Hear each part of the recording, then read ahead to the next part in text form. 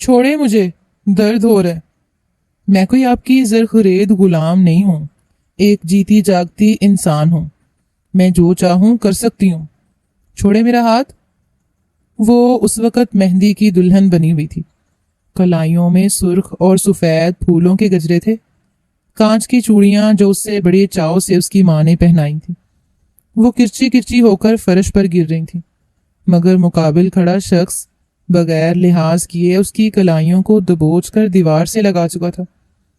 کیوں کیا تم نے میرے ساتھ ایسا؟ کیا بگاڑا ہے میں نے تمہارا؟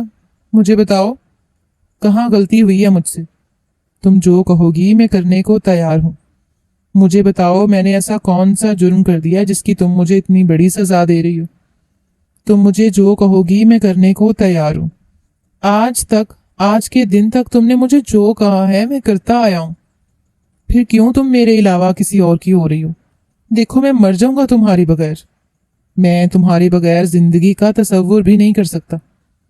وہ مہندی کی دلہن بنی تھی اور اس وقت یہ جذبات کے ہاتھوں مجبور لڑکا اس کے کمرے میں موجود تھا۔ کسی بھی وقت اس کی سہیلی یا اس کی ماں آ سکتی تھی۔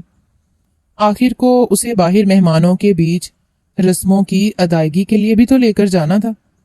ساری چوڑیاں تو ٹوٹ کر گر چکی تھی، کچھ اس کی کلائی میں بھی پیوست ہوئی تھیں، آنکھوں میں آنسو لیے سسک رہی تھی تاکہ میک اپ خراب نہ ہو۔ بڑی مشکل سے ہمت جمع کر کے بولی تھی کہ دیکھیں یہ میری زندگی ہے اور میرے فیصلے ہیں، جب تک مجھے آپ پسند تھے سو تھے، لیکن جیسے ہی آپ کچھ پل کے لیے میری نظروں سے اوجھل ہوئے تو مجھے احساس ہوا کہ شاید میں غلط تھی، آپ سے تو مجھے کبھی محبت تھی ہی نہیں۔ مجھے جس سے محبت تھی میں اس سے شادی کرنے جا رہی ہوں، بہتر ہے کہ آپ بھی بھول جائیں اور اپنی زندگی میں آگے بڑھ جائیں۔ انتہائی سخت لہجے میں یہ بات وہ کہہ تو چکی تھی، لیکن یہ بھی نہ سوچ پائی کہ سامنے کھڑا وہ شخص جو اس کی خاطر اپنی جان تک دینے کو تیار تھا اس کے دل پر کیا گزرے گی۔ وہ نفی میں سر ہلانے لگا، آنکھوں میں آنسو تھے جو بہہ کر گالوں پر آ چکے تھے۔ کہہ رہا تھا کہ نہیں، یہ تم نہیں کر سکتی، یہ تم ہو ہی نہیں سکتی، میں تمہاری رگ رگ سے واقف، تمہیں کسی نے مجبور کیا نا، بتاؤ کون ہے وہ کون ہے وہ جو تمہیں مجھ سے دور کر رہے؟ میں اس کی اینٹ سے اینٹ بجا دوں گا، کچھ بھی کر ڈالوں گا، لیکن تمہیں خود سے جدا نہیں ہونے دوں گا۔ مجھے کوئی عزت، کسی بدنامی کی پرواہ نہیں ہے، تم مجھے ابھی کے ابھی اس کا نام بتاؤ۔ مگر اس مرتبہ اس نے ایک جھٹکے سے اپنے بازو چھڑوائے تھے، وہ دونوں ہاتھوں سے اس کے سینے پر ہاتھ رکھ کر اسے خود سے دور دھکیل چکی تھی۔ شاید اتنی نفرت برداشت کرنا اس کے بس میں نہیں تھا۔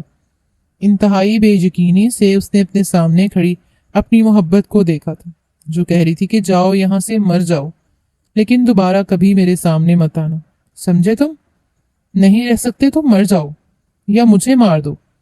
یہ وہ الفاظ تھے جسے سن کر وہ آنکھیں میچ چکا تھا۔ آنکھیں بند کرتے ہی بہت سے منظر کسی فلم کی طرح لہرا گئے۔ کوئی ایسے کیسے بدل سکتا ہے؟ جس طرح یہ بدلی تھی، وہ اس کے کہنے پر آج تک کیا کچھ نہیں کرتا آیا تھا۔ اس کے منہ سے بات نکلتی ہی نہیں تھی اور وہ پورا کرنے کی خاطر آخری حد تک جانے کو تیار رہتا تھا۔ اسی کے کہنے پر ہی تو وہ ٹریننگ کے لیے گیا تھا، لیکن جب واپس آیا تھا تو ایسا سرپرائز اسے ملا تھا جس محبت کی خاطر وہ سختیاں برداشت کر رہا تھا، وہ محبت اس سے بیگانی ہو چکی تھی۔ گھر میں شادیانے بج رہے تھے، ڈھولکیوں پہ ٹپے گائے جا رہے تھے، ایک طرف عورتوں کا مجمع تھا، دوسری طرف مردوں کا۔ سبھی خوش تھے، خوشیوں میں شریک تھے، مگر وہ اپنی آنکھوں میں آئے آنسوؤں کو چھپاتا ٹوٹے انداز میں گھر سے نکلا تھا۔ کسی نے بھی اس بات پر غور نہیں کیا تھا کہ وہ جا کہاں رہا ہے۔ ذہن میں بار بار یہی الفاظ گردش کر رہے تھے کہ مر جاؤ، تم مر جاؤ، اگر میرے بغیر رہنا مشکل ہے تو موت کو گلے لگا لو۔ اور شاید وہ اب موت کو ہی گلے لگانے جا رہا تھا۔ صبح ہی صبح آج احمد ولا میں کافی گہما گہمی تھی۔ بچے اور بڑے سبھی صبح سویرے اٹھ چکے تھے۔ کچن میں برتنوں کے کھنکنے کی آواز الگ تھی اور پورے گھر کی صاف صفائیوں میں مصروف تمام تر ملازمائیں الگ چھوٹی چھوٹی بات پر نوک جھونک کرتی پھر رہی تھیں۔ بچے جو صبح صبح اٹھ کر صوفوں پر چڑھ کر ایک دوسرے کی طرف کشن اچھال رہے تھے کہ تبھی کچن سے نکلتی شہناز بیگم نے اپنے دونوں پوتوں کو ملازمہ کو تنگ کرتے ہوئے دیکھا تو وہیں سے اپنے پاؤں کی طرف ہاتھ کیا۔ مرتسم، شہباز، باز آ جاؤ اپنی حرکتوں سے، دیکھ نہیں رہی صفائی چل رہی ہے، پھر بھی اچھل کود شروع کر رکھی ہے تم لوگوں نے، چلے جاؤ اپنے اپنے کمروں میں، ان شیطانوں کو کس نے کہا تھا اٹھانے کا؟ شہباز بیگم ماتھے پر بل ڈال کر اپنی بڑی بہو مریم کی طرف دیکھ کر بولی تھی، جو میدے کا آٹا گوندھ رہی تھی تاکہ پڑیا بنا سکے۔ اپنے ماتھے پر آئے بالوں کو کلائی سے پیچھے اڑس کر کہنے لگی کہ اماں جی، یہ دونوں ڈھیٹ تو میرے بغیر سوتے ہی کہاں ہیں؟ ذرا سی بستر میں ہلچل دیکھی نہیں کہ اٹھ کر بیٹھ جاتے ہیں۔ آج تو ان کی خوشی کی انتہا نہیں ہے، صبح صبح اٹھ کر ہی شور مچا دیا تھا کہ آج کا شان چاچو گھر آنے والے ہیں۔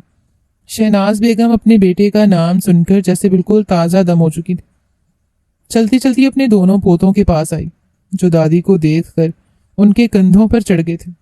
شہناز بیگم، میں تو اتنی ہمت ہی نہ تھی کہ اپنے شریر پوتوں کا وزن برداشت کر سکتی۔ جھٹ سے صوفے پر گرنے کے انداز میں بیٹھی اور کہنے لگی کہ تم دونوں جس قدر شرارتی ہو نا، مجھے ہارٹ اٹیک کراؤ گے۔ وہ دونوں پوتوں کو بازوؤں سے پکڑ کر اپنے ساتھ لگا چکی تھی اور انہیں مصنوعی ڈانٹ دے رہی تھی کہ جب کمرے سے ہاتھ میں تسبیح گھماتے احمد صاحب بھی چلے آئے، مسکرا کر کہنے لگے کہ ارے بیگم، ابھی تو صرف تمہارے ایک بیٹے کی اولاد ہے اور تمہاری یہ حالت ہو چکی ہے، ابھی تو خیر سے تمہارے 2 بیٹے باقی ہیں، جب ان کی بھی اولاد ہو گئی تو تب تمہارا کیا حال ہوگا؟ شہناز بیگم کی آنکھوں میں تو آنسو جھلملانے لگے تھے۔ کہنے لگی، ارے میں تو ترس چکی ہوں، آخر کس ماں کو اپنے بیٹے کی خوشیوں کا انتظار نہیں ہوتا؟ آج میرا کاشان اپنی ٹریننگ پوری کر کے آنے والا ہے، کتنے ماہ گزر چکے ہیں اسے دیکھے ہوئے، آ جائے گا تو میرے کلیجے کو ٹھنڈک پڑ جائے گی۔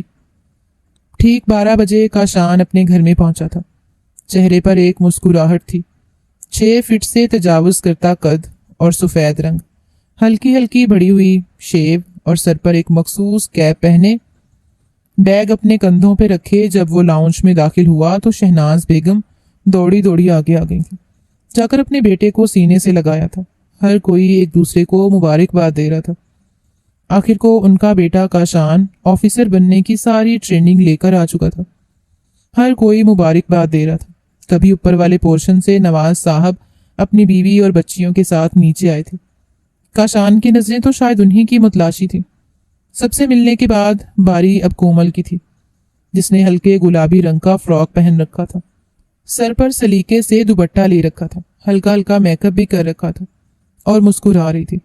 جیسے ہی کاشان اس کے سامنے گیا تو اس نے مسکراتے ہوئے سب سے پہلے تو مبارکباد دی اور پھر اپنا ہاتھ آگے بڑھا دیا۔ کاشان نے اسے اپنا ہاتھ ملایا تھا، وہ تو جیسے اس لمس کو ترس ہی چکا تھا۔ ابھی بہت سے گلے شکوے تھے جو وہ کرنا چاہتا تھا، لیکن سب کے سامنے نہیں۔ اس وقت سب کی نظروں کا مرکز کاشان تھا۔ وہ تھوڑا جھک کر کومل کے قد کے برابر آ کر اس کے کان میں کہنے لگا، تم سے تو میں الگ سے حساب لوں گا، بہت تڑپایا ہے تم نے مجھے، تھوڑا عرصہ دور کیا گیا، تم نے تو اپنی آنکھیں سر پر رکھ لیں۔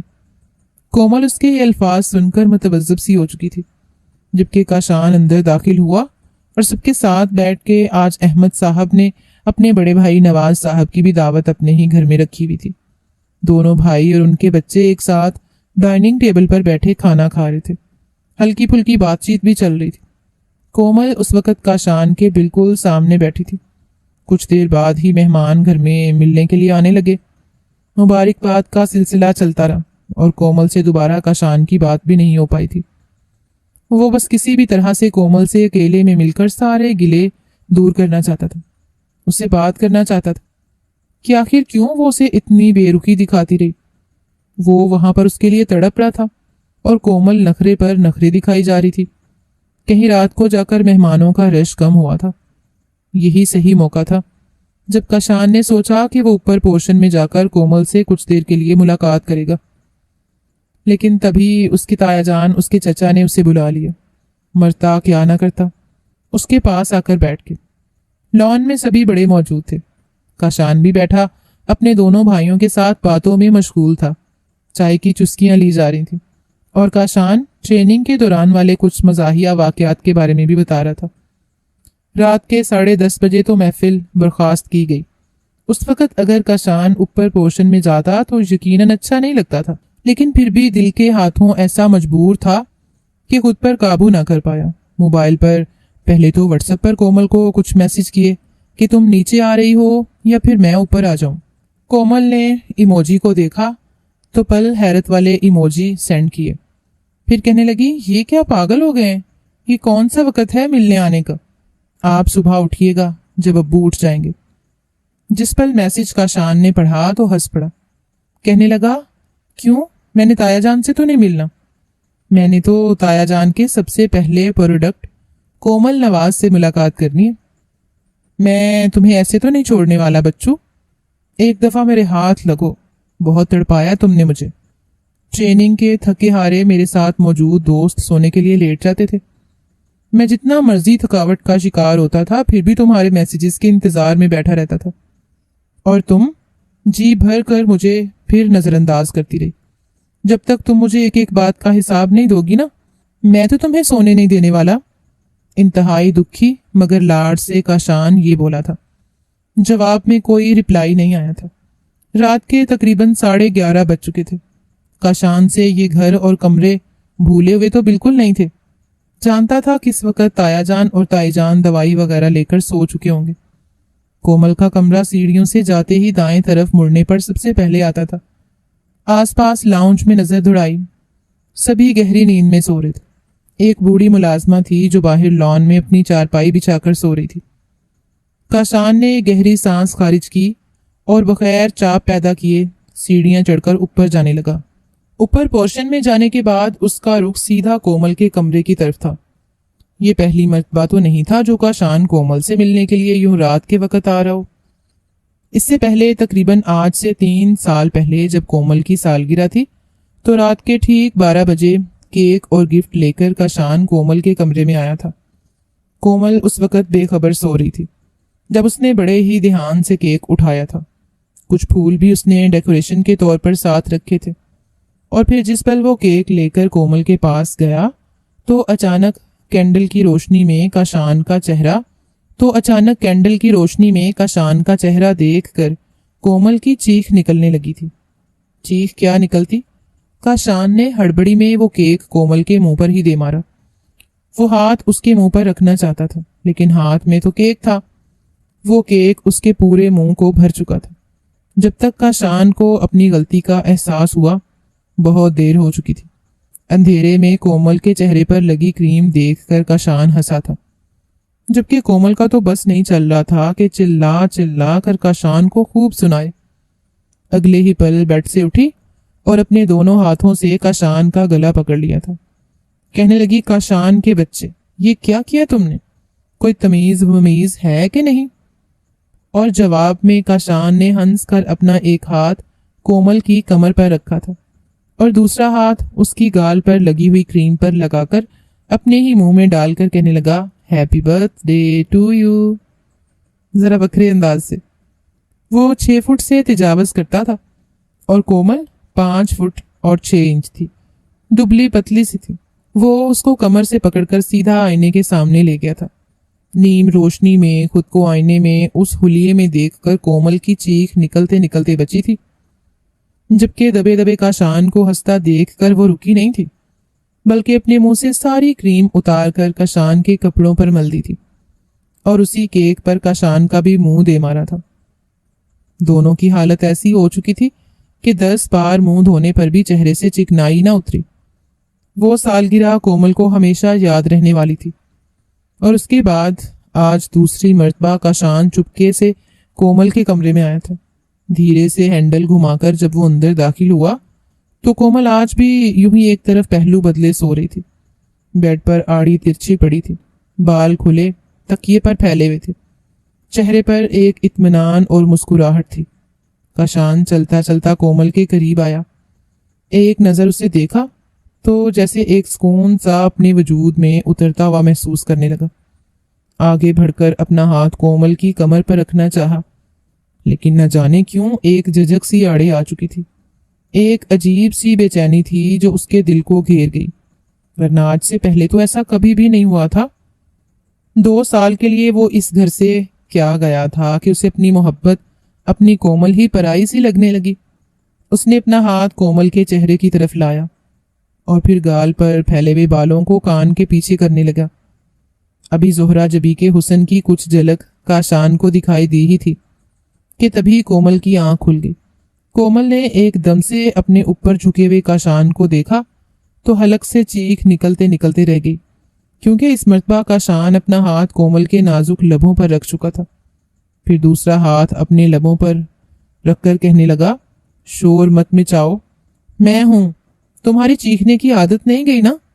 جانتی بھی ہو کہ میرے علاوہ کسی کو حق حاصل نہیں کہ رات کے اس پہر کمرے میں آ کر تمہارے اتنے قریب آ سکے، پھر بھی یوں چیختی ہو جیسے کوئی بھوت دیکھ لیا ہو۔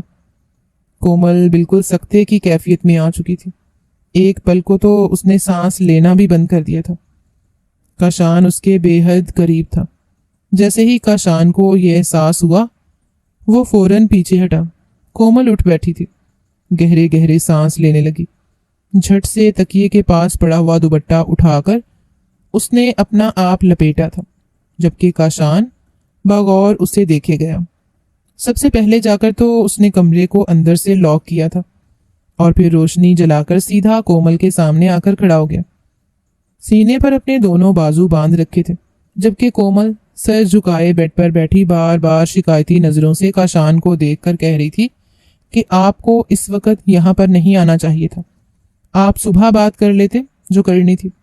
اگر اس وقت کوئی آ گیا اور ہمیں ایک ساتھ اس کمرے میں دیکھ لیا تو ہمارے بارے میں کیا سوچے گا؟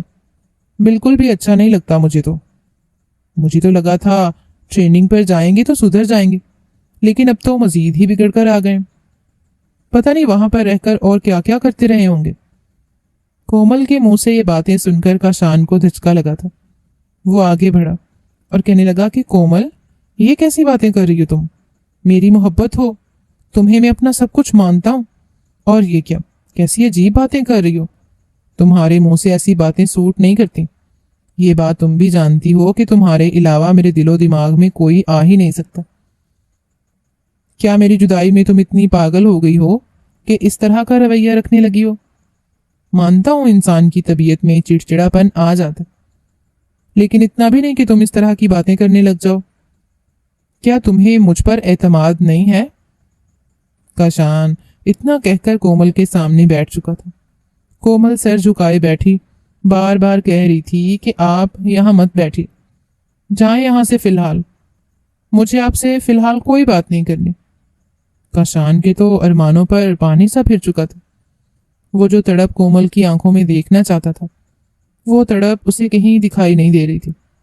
جس پل پہلی مرتبہ ٹریننگ کے لیے کاشان اس گھر سے نکلا تھا تو سبھی کی آنکھوں میں آنسو تھے، لیکن ایک طرف کھڑی کومل سوں سوں کرتی رو رہی تھی۔ وہ تو ایک ہفتہ پہلے سے ہی رونا شروع کر چکی تھی، آنکھیں رو رو کر سوج چکی تھی، بخار ہو چکا تھا، آواز بیٹھ چکی تھی۔ ایک طرف کھڑی اپنے آنسوؤں کو چھپانے کی کوشش کر رہی تھی، کیونکہ اس کے اپنے ابو اور چچا بھی کھڑے تھے، باقی کاشان کے بڑے بھائی بھی موجود تھے۔ کاشان اکیلے میں کومل کو اپنے سینے سے لگا کر سمجھا چکا تھا، دیکھو میری جان، تمہاری تو خواہش تھی کہ میں ایک فوجی آفیسر بنوں، تو دیکھو میں تمہاری خواہش پوری کرنے کے لیے تو جا رہا ہوں۔ اب ایسے ہی رہو گی تو کیسے چلے گا؟ بس 2 سال کی بات ہے، اور پھر وقفے وقفے سے میں گھر چکر بھی تو لگاتا رہوں گا، موبائل پر تو لازمی تم سے رابطہ رکھوں گا۔ پھر ایسے رو تو مت، میں ویڈیو کال بھی کروں گا۔ تم ایسے رو گی تو قسم سے میں سب کچھ چھوڑ چھاڑ کے گھر ہی بیٹھ جاؤں گا، اپنے ابا کا بزنس سنبھال لوں گا۔ مگر کومل نے روتے ہوئے کہا تھا کہ نہیں نہیں، آپ جاؤ، میں بس دھیرے دھیرے آپ کے بغیر رہنا سیکھ ہی جاؤں گی، جیسے تیسے یہ 2 سال گزر ہی جائیں گے۔ کومل نے کیا اتنا ہی کاشان کے بغیر رہنا سیکھ لیا تھا کہ اس کے آنے پر وہ گرم جوشی وہ دکھائی نہیں دی تھی، بلکہ سر جھکائے کہہ رہی تھی کہ بس جائیے یہاں سے، مجھے آپ سے کوئی بات ہی نہیں کرنی۔ کاشان بھی خاموش تو ہو چکا تھا، اسے لگا شاید وہ بچپن اب کومل میں نہیں رہا جو پہلے ہوا کرتا تھا۔ ان 2 سالوں میں وہ کافی میچور ہو چکی ہے۔ اس سے محبت بھری باتیں کر رہا تھا، اس سے کہہ رہا تھا کہ تمہارے کہنے پر ہی تو میں آفیسر کی ٹریننگ لے کر آیا ہوں، اب بدلے میں مجھے تھوڑی دیر کے لیے اپنے پاس بٹھا کر محبت بھری باتیں تو کرنے دو۔ میری ساری تھکاوٹ اتر جائے گی۔ لیکن کومل ٹھیک ہی مسکرا کر صرف اتنا ہی بولی تھی کہ اللہ تعالیٰ آپ کو کامیاب کرے، آپ مزید ترقی کی بلندیوں کو چھوئیں، اور پلیز میرے اس کمرے سے فی الحال کے لیے چلے جائیے، کیونکہ میری عزت پر حرف لانے کی کوششوں میں لگے ہیں آپ۔ کاشان کی زبان کو تو جیسے تالا لگ چکا تھا۔ وہ خاموشی سے اس کے کمرے سے اس پل کو نکل آیا۔ جب اوپر والے پورشن سے سیڑھیاں اترتا ہوا نیچے آیا تو سامنے لاؤنج میں شہریار کھڑا تھا، جو شاید کچن سے پانی لینے کے لیے اٹھا تھا، مگر سیڑھیاں اترنے کی آواز پر ٹھٹک کر رک گیا۔ سوالیہ نظروں سے کاشان کو دیکھ رہا تھا، مگر کاشان اسے نظر انداز کرتا اپنے کمرے میں چلا آیا۔ کئی طرح کے سوالات تھے جو دماغ میں کھڑے ہو رہے تھے۔ سمجھ نہیں پا رہا تھا کہ آخر ہوا کیا ہے، وجہ کیا ہے کومل اس کے ساتھ اتنی اکھڑی اکھڑی تھی، اسے ٹھیک سے جواب ہی نہیں دے رہی تھی۔ اگلی صبح معمول کے مطابق ہی ہوئی تھی۔ آج صبح جب کاشان اٹھا تو گھر میں ہی عورتیں موجود نہیں تھیں۔ چھوٹے بچے تھے جو ملازموں کا سر کھا رہے تھے۔ وہ باہر آیا تو ملازمہ جو اس گھر کی بڑی تھی، اور سب ان کو بھی اماں کہہ کر بلایا کرتے تھے۔ ایک طرف سے ان کو اس گھر کی بزرگ کی حیثیت حاصل تھی۔ کاشان کو دیکھ کر فوراً اپنی بہو ملازمہ سے کہنے لگی، بیٹا جلدی سے کاشان بابو کے لیے ناشتہ لگاؤ، جاگ رہے ہیں، اور ہاں چائے میں چینی کم ڈالنا، صاحب جی کو زیادہ میٹھا پسند نہیں ہے۔ کاشان مسکراتا ہوا آ کر صوفے پر بیٹھا تو دونوں بھتیجے اس کے پاس آ کر بیٹھ چکے تھے۔ وہ بچوں سے پوچھنے لگا کہ اس گھر کی خواتین کہاں پر ہیں، کوئی بھی دکھائی نہیں دے رہا۔ جواب میں وہ بچہ کہنے لگا کہ وہ شادی کی شاپنگ کرنے گئی ہیں، ماما کہتی ہیں کہ کومل پھپھو کی شادی ہونے والی ہے، اس لیے وہ ڈھیر ساری شاپنگ کر کے لائیں گی، میرے لیے بھی 7 سوٹ لائیں گی اور جوتے بھی۔ کاشان کی تو خوشی کی کوئی انتہا نہیں رہی تھی۔ خوشی سے اپنے دونوں جڑواں بھتیجوں کو چوم کر کہنے لگا، اچھا کومل کی شادی ہونے والی ہے؟ دونوں خوش اس سے کہنے لگے کہ ہاں ہم بہت زیادہ موج مستی کریں گے، بہت مزہ آئے گا۔ کاشان بچوں کے منہ سے یہ سن کر خوش تو ہو چکا تھا، لیکن حیرت کی بات تو یہ تھی کہ ابھی تک گھر میں سے کسی نے بھی اس سے اس بارے میں کوئی بات نہیں کی تھی۔ ہو سکتا ہے کہ سب لوگ اسے سرپرائز دینا چاہتے ہوں۔ کومل بھی تبھی شاید اس قدر روکھا پن دکھا رہی تھی کیونکہ وہ اچانک سے رشتے کو آگے بڑھانے کی خوشخبری سنانا چاہتی ہوگی۔ یہ سوچ کر ہی اندر کاشان خوش ہو رہا تھا۔ خوشی خوشی پیٹ بھر کر ناشتہ کیا۔ دوپہر کے 2 بجے تھے جب تمام تر خواتین شہریار کے ساتھ شاپنگ کر کے واپس لوٹی تھیں۔ کومل بھی ساتھ ہی تھی۔ سب کے ہاتھ میں شاپنگ بیگ تھے۔ شاپنگ لا کر رکھی گئی اور ایک ایک چیز نکال کر پھر سے دکھانے لگے۔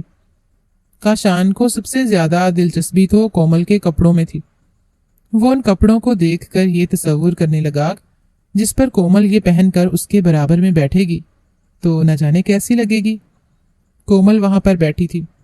کپڑوں کو دیکھ کر کاشان نے اسے اشاروں میں کہا کہ بہت ہی زبردست کپڑے لائی ہو، مجھے بھی ساتھ لے جاتی، 2-3 سوٹ میری پسند کے بھی لے لیتی۔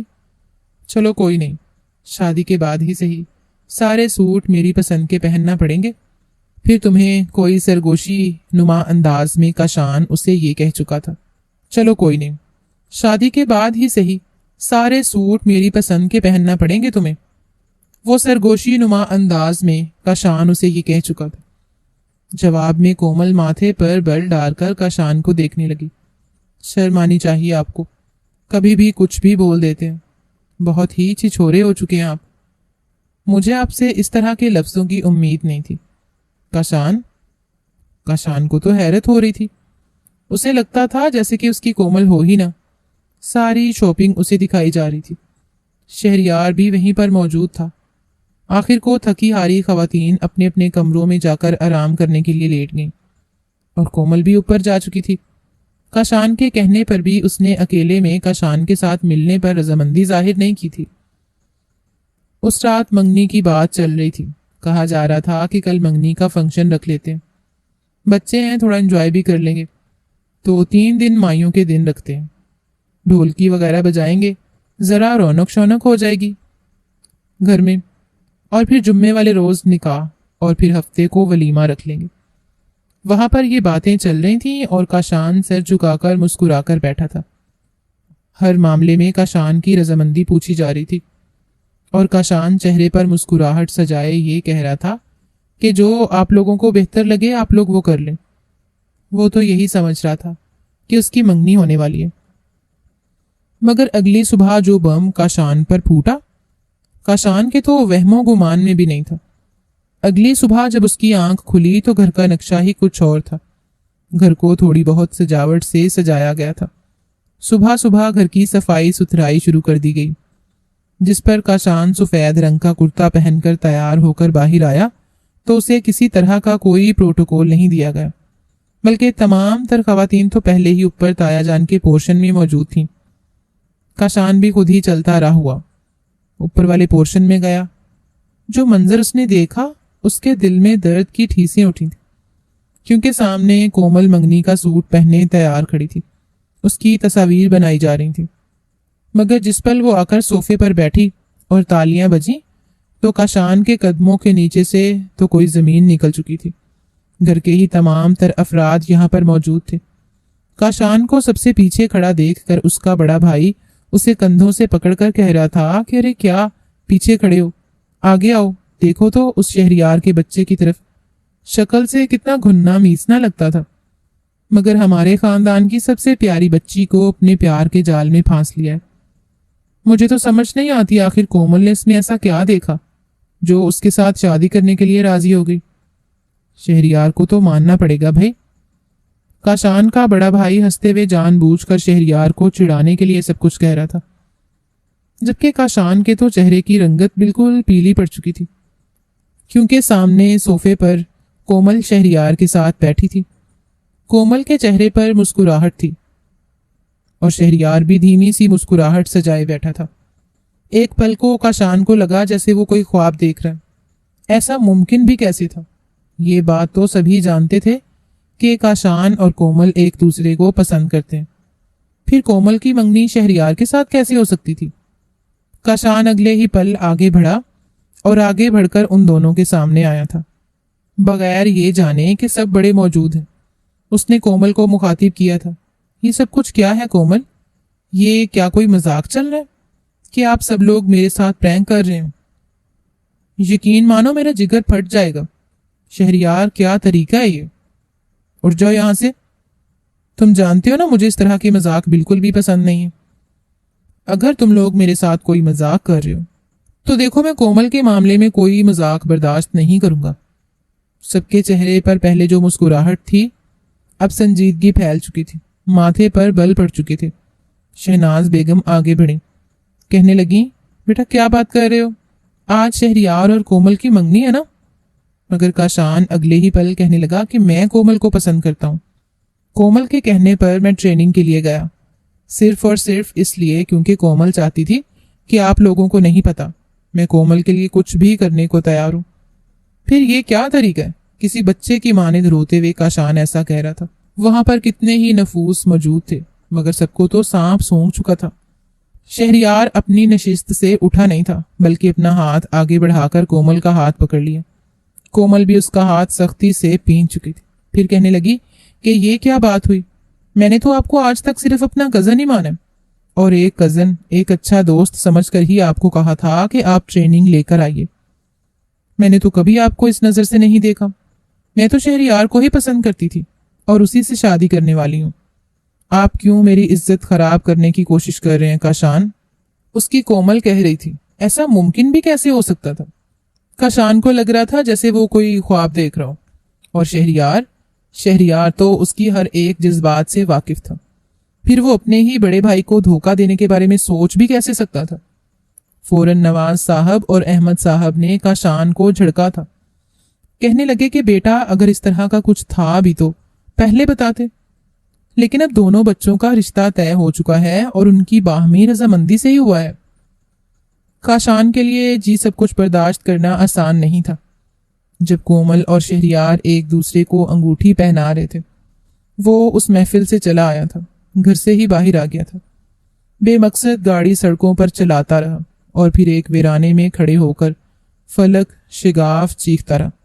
اتنا چیخا، اتنا رویا کہ اس کا گلا پھٹ گیا، خون اس کے منہ سے باہر آیا تھا، مگر وہ روتے ہوئے بس یہی سوچ رہا تھا کہ کومل اسے دھوکہ کیسے دے گئی۔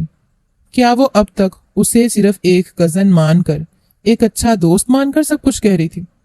اس نے تو خود کومل کی آنکھوں میں اپنے لیے محبت دیکھی تھی، وہ محبت جسے محسوس کر کے ہی کاشان اس کے لیے پاگل ہوا تھا۔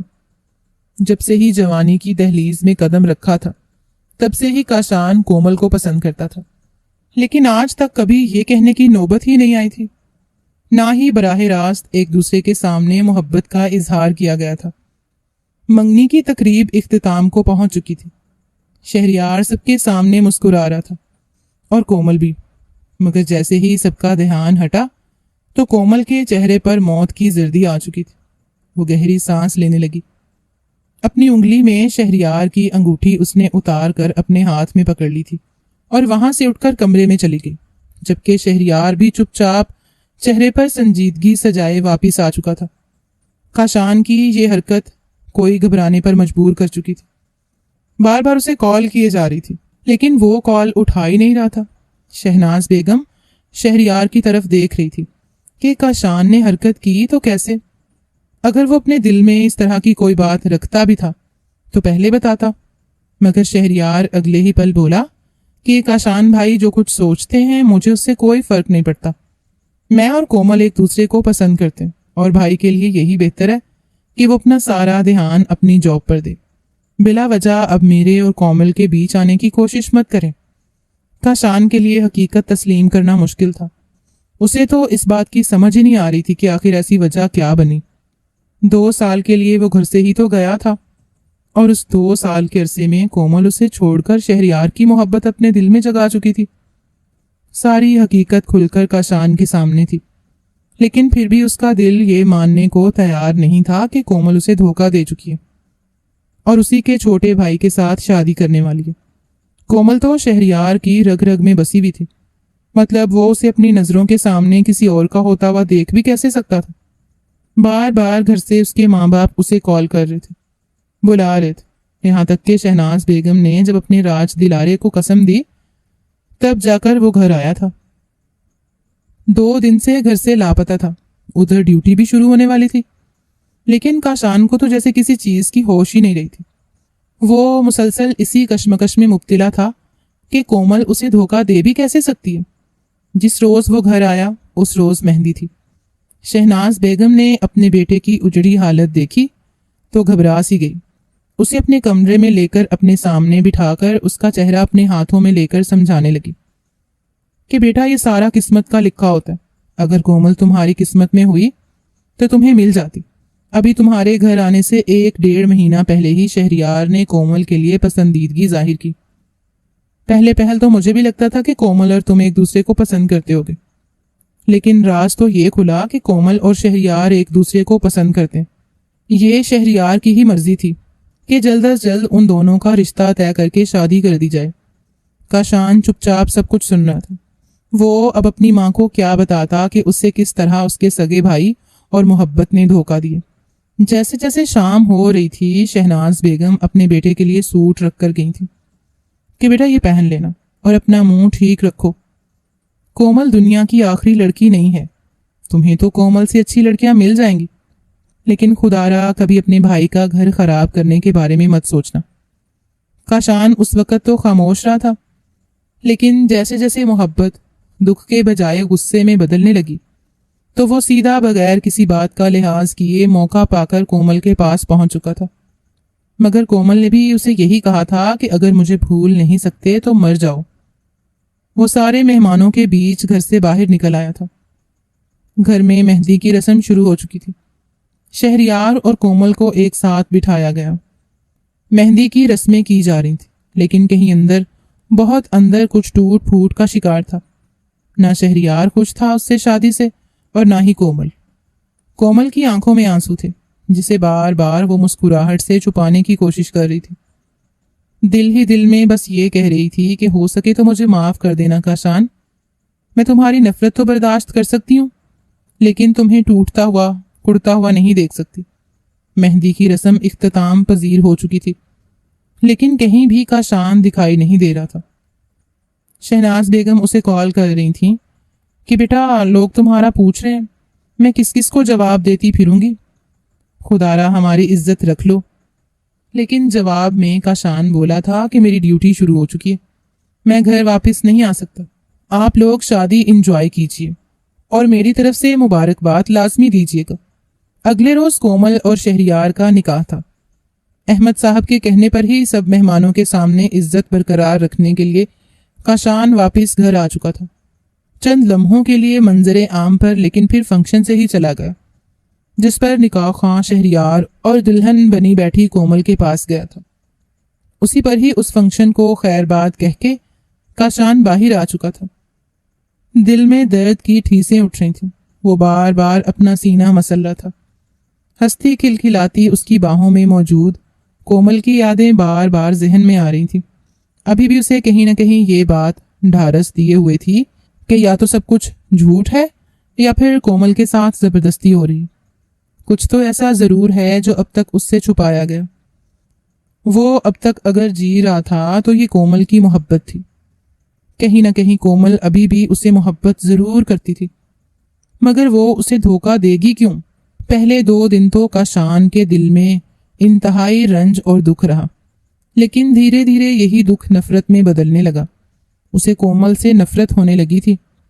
اسے یہی لگا کہ کومل کو کبھی مجھ سے محبت تھی ہی نہیں، اگر ہوتی تو وہ میرا انتظار کرتی۔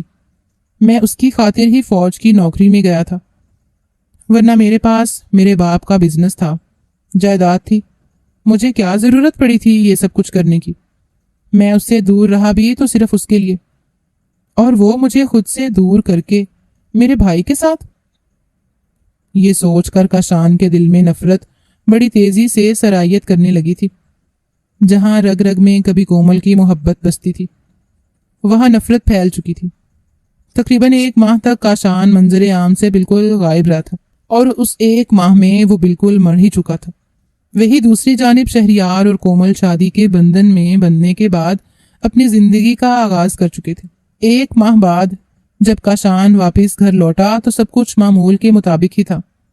ابھی تک نہ ہی کومل اسے دکھائی دی تھی اور نہ ہی شہریار۔ اسے تو اپنے کمرے میں چلا گیا۔ فریش ہونے کے بعد تو دوبارہ جب نیچے آیا تو کومل اور شہریار دونوں ہی گھر میں داخل ہو رہے تھے۔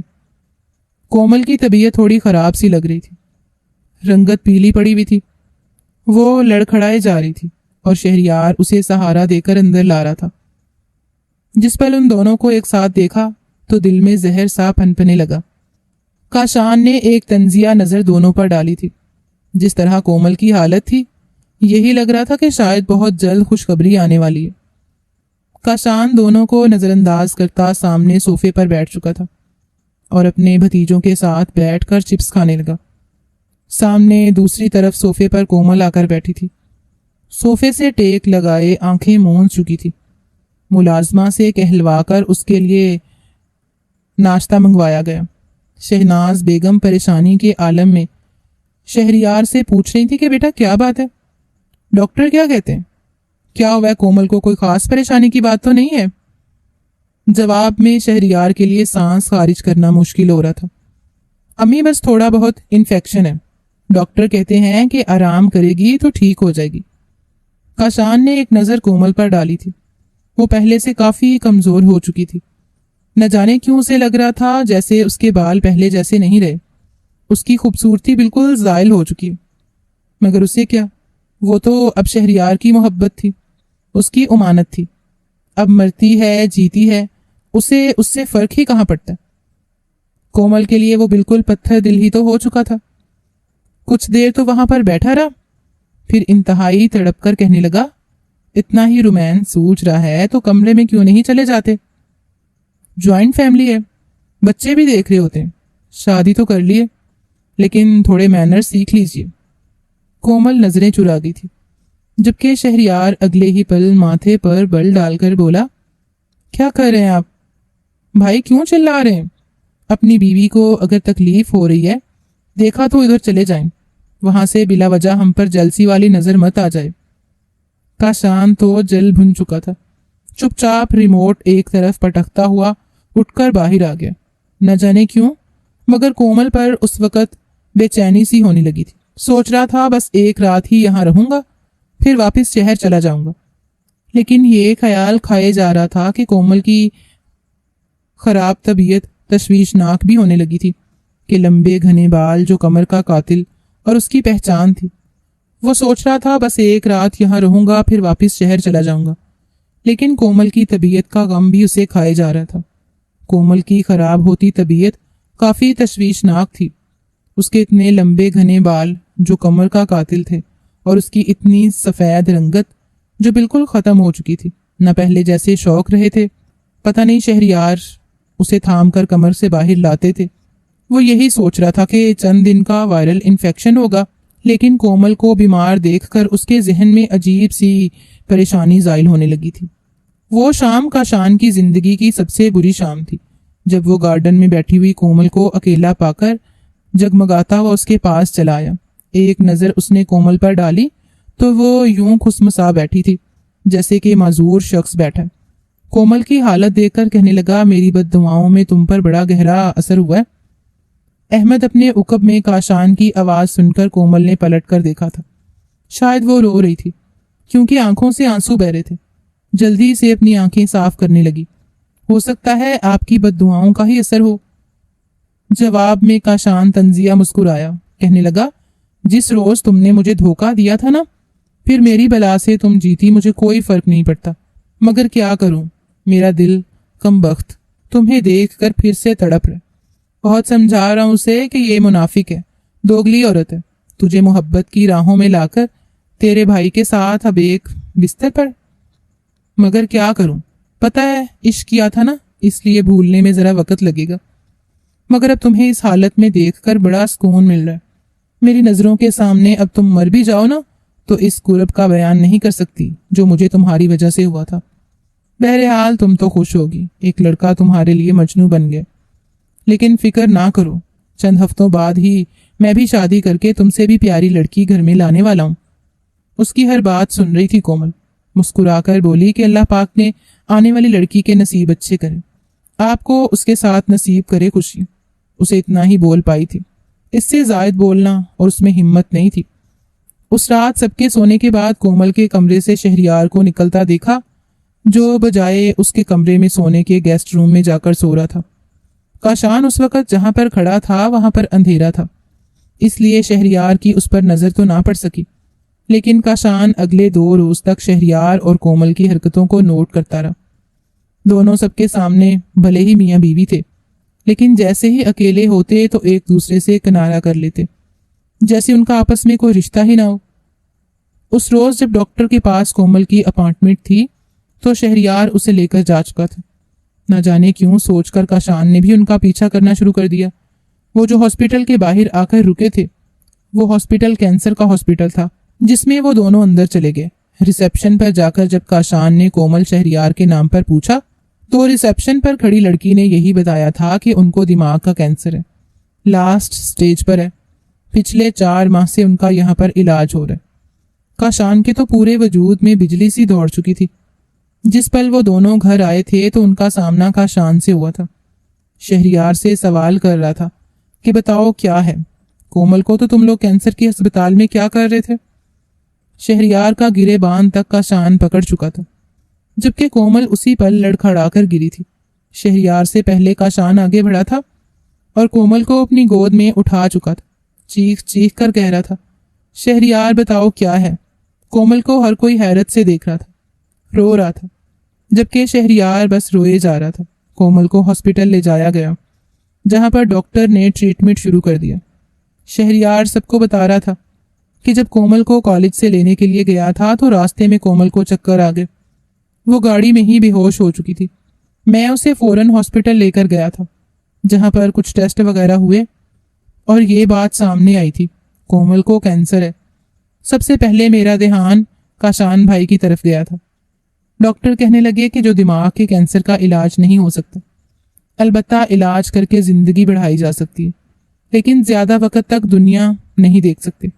کومل پہلے تو بہت روئی، پھر اس نے مجھ سے وعدہ لیا تھا کہ تم میری مدد کرو گے۔ میں کاشان کی طرف سے اپنا وجود مٹانا چاہتی ہوں، اس کے دل میں اپنے لیے نفرت پیدا کرنا چاہتی ہوں۔ کومل کے کہنے پر ہی میں نے اس سے شادی کی۔ میں جانتا تھا جو کچھ ہو رہا ہے غلط ہو رہا ہے، مگر کومل میری بیوی ہے، پھر بھی میں نے اسے اپنے نکاح میں رکھنے کے باوجود حق نہیں جتایا۔ آپ کو تکلیف پہنچا کر آپ سے بھی زیادہ تڑپی ہے، اور آج زندگی اور موت کی کشمکش میں کاشان کے تو پورے وجود میں جیسے زلزلہ سا آ چکا تھا۔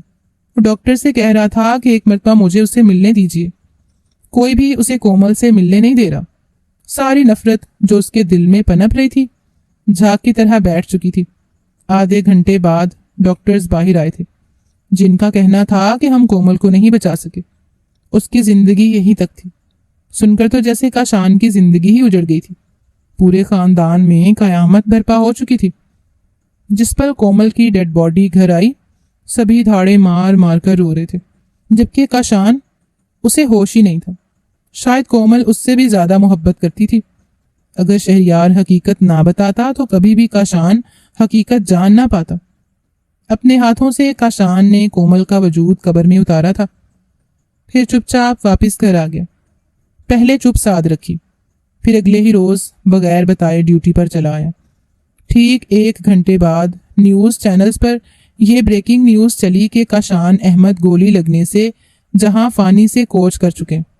کہا جا رہا ہے کہ کاشان احمد نے خود گولی چلائی، جبکہ معتدد اطلاعات کے مطابق یہ بات بھی سامنے آئی ہے کہ کچھ نامعلوم افراد کاشان احمد پر حملہ کر کے جا چکے ہیں۔ اس خاندان پر ایک مرتبہ پھر قیامت برپا ہو چکی تھی۔ سب کی نظروں میں حادثہ تھا، مگر شہریار جانتا تھا جب کومل اس دنیا میں نہیں رہی تو کاشان کب تک جیتا۔ دونوں کی محبت امر تھی، اور کاشان ان 2 قبروں کے درمیان کھڑا تھا، پھیکی سی مسکراہٹ سجا کر کہنے لگا کہ کاش کومل کو خدا بیماری نہ لگاتا تو آج تم دونوں منو مٹی تلے نہ ہوتے۔ تم دونوں کے جانے سے خاندان کی خوشیاں ختم ہو چکی ہیں، شاید دوبارہ زندگی کبھی خوشیوں کی طرف لوٹ نہ سکے۔ ایک گہری سانس خارج کر کے دعا کے لیے شہریار نے ہاتھ بلند کیے تھے۔ پہلے آنسو نکلے تھے، پھر لب ہلے تھے کہ خدا کبھی بھی 2 پیار کرنے والوں کو ایسی آزمائشوں میں مبتلا نہ کرے جس کا کومل اور کاشان کو سامنا کرنا پڑا تھا۔